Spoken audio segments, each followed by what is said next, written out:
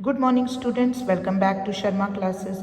आज का जो हमारा टॉपिक है वो है NCERT, national council for education research and training, राष्ट्रीय शैक्षिक अनुसंधान और प्रशिक्षण परिषद।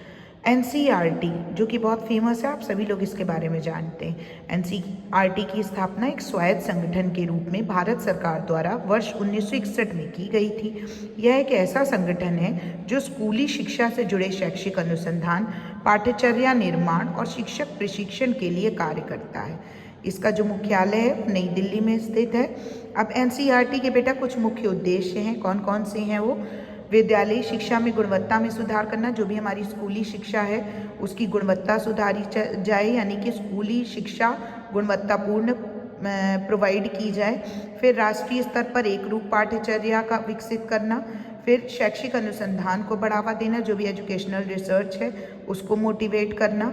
फिर शिक्षकों का व्यावसायिक विकास करना, यानी कि प्रोफेशनल डेवलपमेंट करना टीचर्स का, ताकि उनका भी विकास हो सके। और जो भी टीचिंग लर्निंग मेथड्स हैं उनको भी डेवलप करना, यानी कि नवीन शिक्षण पद्धतियों का विकास करना। अब हम आते हैं एनसीईआरटी के कुछ प्रमुख कार्यों पर।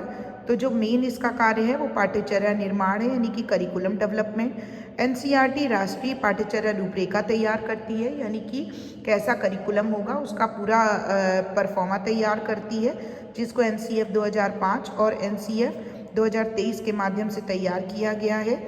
ये रूपरेखाएं देश भर में विद्यालयों के लिए मार्गदर्शन करती हैं कि किस स्तर के बच्चों को कैसा पाठ्यक्रम पढ़ाना है, कौन कौन से टॉपिक्स उनके जो करिकुलम है, जो सिलेबस है उसमें इंक्लूड करने हैं। फिर आते हैं जो नेक्स्ट आपका है वो आता है आपका टेक्स्ट बुक पब्लिकेशन, यानी कि पाठ्य पुस्तक प्रकाशन। इसमें जो 1 से 12 तक की जितनी भी स्टैंडर्डाइज्ड टेक्स्ट बुक्स होती हैं, पाठ्य पुस्तकें होती हैं, उनके मानक तैयार करती है और उन्हें प्रकाशित करने का काम भी करती है। फिर ये कॉन्सेप्चुअल क्लैरिटी की बात करती है, अवधारणात्मक स्पष्टता की बात करती है, प्रतियोगी परीक्षाओं में सहायक होती है। जो भी कॉम्पिटिटिव एग्जाम्स है वो ज़्यादातर एनसीईआरटी की बुक से ही होते हैं आपके।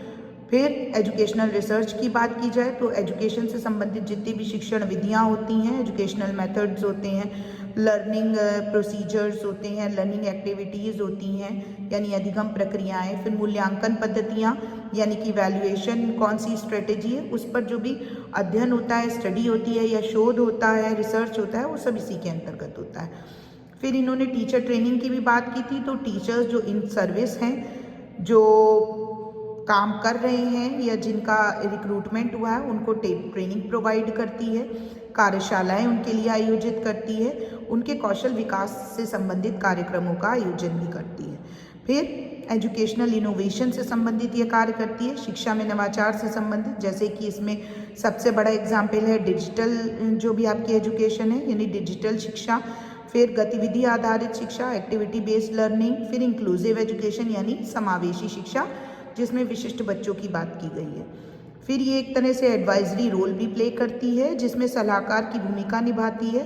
केंद्र और राज्य सरकारों को शिक्षा की नीति के संबंध में, पाठ्यचर्या के संबंध में और जो भी सुधारों की आवश्यकता है उसकी सलाह भी जो एनसीईआरटी है देती है।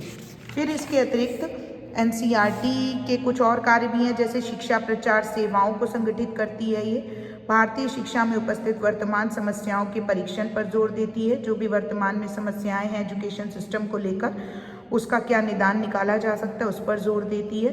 फिर शैक्षिक शोध क्रियाओं को समन्वित करती है, यानी कि रिसर्च को बढ़ावा देती है, उनको डेवलप करती है। पद ग्रहण करने से पूर्व और पद ग्रहण करने के समय और सेवा काल में प्रशिक्षण की सुविधाएं टीचर के लिए उपलब्ध कराती है।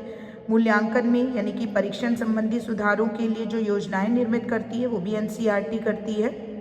विज्ञान शिक्षा के विकास हेतु योजनाएं निर्मित करती है कि कैसे साइंस जो एजुकेशन है उसको डेवलप किया जा सकता है। फिर जो भी आपकी ऑडियो विजुअल जो भी सामग्री है उसको तैयार करना और उससे संबंधित प्रशिक्षण शिक्षकों को प्रदान करना, ताकि वो ऑडियो विजुअल फॉर्म में बच्चों को पढ़ा सकें, उसकी व्यवस्था करती है। उचित शिक्षण हेतु उत्तम पाठ्यपुस्तकों का निर्माण भी एनसीईआरटी करती है। फिर बात करते हैं एनसीईआरटी के महत्व की। तो राष्ट्रीय स्तर पर शिक्षा में एकरूपता लाना पहला इसका महत्व है। फिर कॉन्सेप्ट डेवलप करना और जो वैज्ञानिक शिक्षण दृष्टिकोण है, अप्रोच है, आपकी साइंटिफिक अप्रोच है टीचिंग को लेकर के, उसकी डेवलपमेंट करना, फिर शिक्षक की दक्षता में सुधार करना, टीचर की एबिलिटी है उसको बढ़ाना, फिर जितने भी कॉम्पिटिटिव एग्ज़ाम्स हैं उसके लिए बेसिक मटेरियल अवेल कराना, शिक्षा नीति के क्रियान्वयन में सहायता करना, जो भी हमारी एजुकेशन पॉलिसी है उसका क्रियान्वयन कैसे किया जा सकता है उसमें सहायता करना। ये एनसीईआरटी का महत्व है बच्चों। Thank you.